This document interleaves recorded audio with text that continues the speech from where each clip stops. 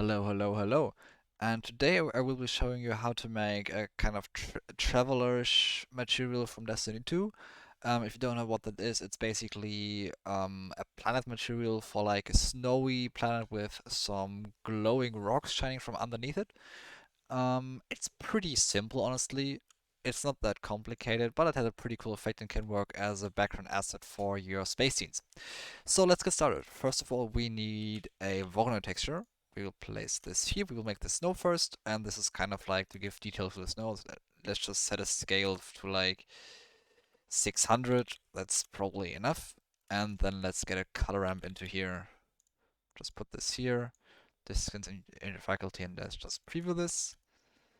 Like you can see, we have lots of small snow things. Just drag this to like here so that we have like just smaller dots basically which will serve as a bump map and as a basic and as a base color. We now want this to have a color, right? So let's just bring in a mix RGB, put this here. I mean, we could use this color. We don't really need to. We also don't need to factor. Just make this both white and put this to here for now. Then let's work on the rocks. For that, we need a Musgrave texture. So let's just grab a Musgrave texture, put this here. We don't really need it, but just if you want to change how the pattern looks on your object, change this to 4D so that you can just change this W value and you have a different pattern on your object. If you don't like how the rocks look in a certain way, you can just change this value and it basically moves the noise texture for you. Um, we now need another color ramp. Put this here, put the height here, and preview this. We now want the scale to be around 8.5. You can also go higher or lower. Max up the detail. Put the dimension to 0.7. And put this down to 1.4. And then we can basically just bring this forward to make this smaller. The smaller these are, the smaller your rock cutouts are. I like mine to be like around this size. You can also but keep them this way if you like want to have more rocks or less rocks or whatever.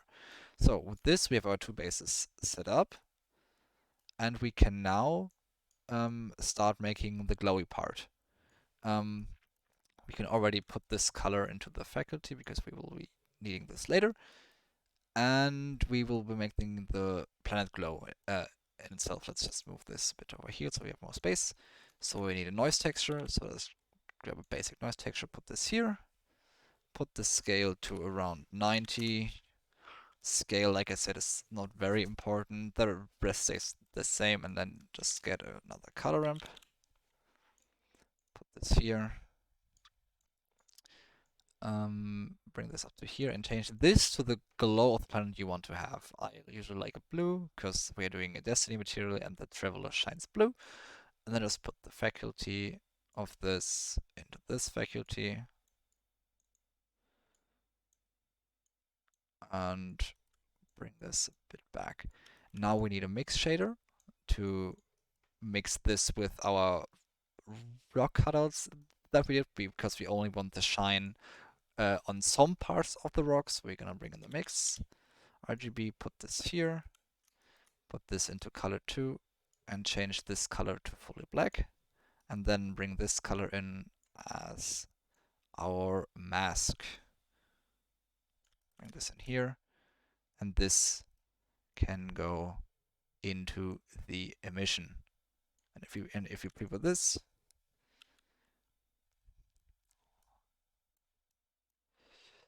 and if you preview this, you see we have these small glowy parts, and if you bring up the emission strength, I don't know, something like 10 or something, you should be able to see them light up.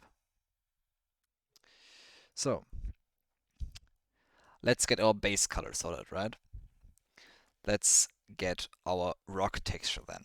For that, we need another noise texture. So then just bring in another noise texture, put this here, bring up the scale to 140, roundabout. Preview this again so we can see what it is. This is gonna be our rock base, so just bring the detail up again. And then let's bring in a color ramp. Put this here, bring this value down, something around like here. And then we need another mix shader, so to bring in a mix RGB. Put this into color 2. Put the rock colors we just did into the factor. And you can put this into the base color. We change this to fully white because this is our snow base material. And if you preview this now, you can see we have some nice rock cutouts which glow underneath it. We now need to implement our snow base texture, which we have down here, which basically will just work as a bump basis.